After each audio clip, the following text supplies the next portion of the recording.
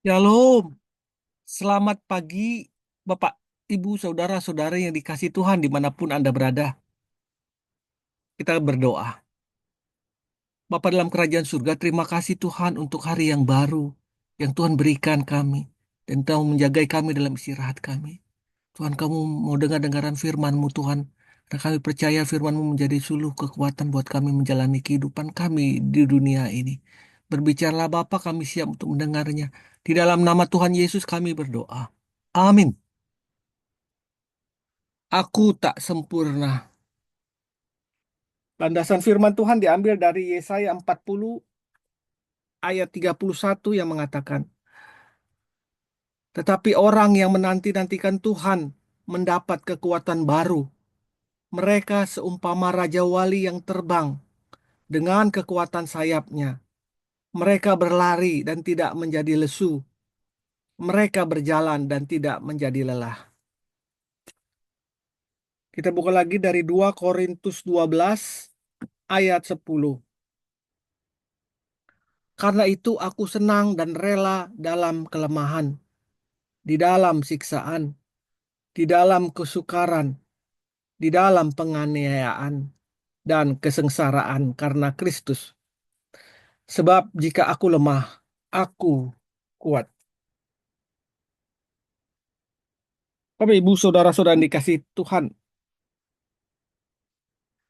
istilah yang tidak asing mengatakan tak ada manusia yang terlahir sempurna. Itu istilah yang tidak asing lagi di telinga kita. Ya, memang tak ada seorang pun di dunia ini yang sempurna. Masing-masing mempunyai pergumulan hidup, masing-masing mempunyai salibnya. Namun, jangan biarkan ketidaksempurnaan itu atau pergumulan itu menjadikan kita seorang yang berputus asa dalam kehidupan ini atau dalam menjalani pertandingan kehidupan ini. Kita bisa melirik satu kehidupan yang akan boleh memberikan kita inspirasi, yaitu kehidupan seorang Tony Melendez, pemain gitar berbakat sekaligus komposer yang pula yang terlahir tanpa lengan. Pria yang memiliki nama lengkap Jose Antonio Melendez Rodriguez telah mengukir prestasi yang gemilang, Bapak Ibu. Dia mendapatkan penghargaan UCMFA atau United Awards Male Vocalist of the Year. Juga dia mendapat penghargaan dari Presiden Reagan waktu itu, Amerika Serikat, sebagai model orang yang berperan positif bagi Amerika. Jika kita melihat Tony di masa kecil, sampai usia 10 tahun dia dipasangkan lengan atau tangan palsu. Tetapi di akhir usia mencapai 10 tahun, Tony menolak lagi untuk memakainya. Karena dia merasa tidak nyaman memakainya. Saya merasa tidak nyaman memakainya. Lagi pula saya masih memiliki kaki, ucap Tony. Jadi sejak saat itu Tony melepas lengan bantuan itu dan dia belajar memaksimalkan fungsi kakinya. Semua dikerjakan dengan menggunakan kaki. Hingga akhirnya dunia mengenal dia melalui kakinya.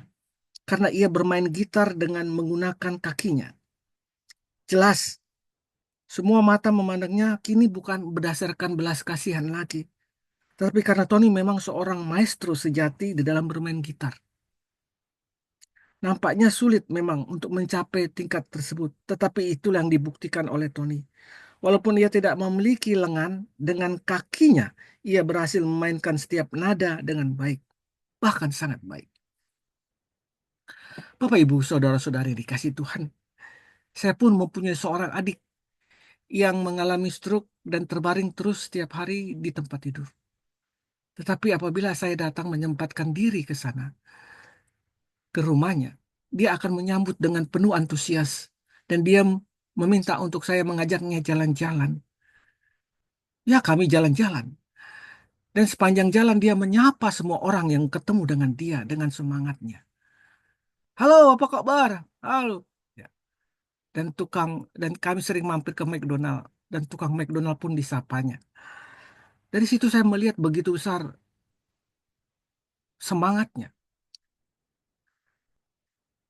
tenaga positifnya yang dia berikan kepada saya dan kepada semua orang, walaupun dia tidak bisa berjalan sampai saat ini. Satu orang mengatakan kepada saya, jika saya tidak memiliki lengan untuk melukis, saya masih memiliki kaki untuk melukis. Jika saya tidak memiliki kaki, saya masih memiliki mulut untuk menggunakan kuas agar saya tetap bisa melukis. Bahkan jika saya harus kehilangan mulut saya masih tetap dapat melukis di dalam pikiran saya. Jadi apapun keadaan saya akan tetap melukis. Ini adalah perkataan optimis yang pernah saya dengar dari seorang teman saya yang juga terlahir tanpa lengan. Ia tidak pernah menyalahkan siapapun, sama seperti adik saya tadi. Karena pikirnya di dunia ini bukan hanya dia yang terlahir dengan kekurangan seperti ini.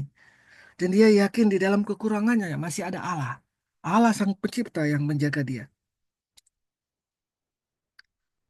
Dan dia tahu bahwa semua orang pun terlahir dengan kekurangan kita masing-masing. Bapak Ibu, saudara-saudara yang dikasih Tuhan. Jadi, seperti apapun keadaan kita saat ini, apapun pergumulan kita saat ini, pribadi lepas pribadi, atau kekurangan dalam bentuk apapun yang kita miliki, jangan biarkan langkah kita berhenti. Lihatlah, di bawah kita masih banyak orang yang tidak seberuntung dengan kita.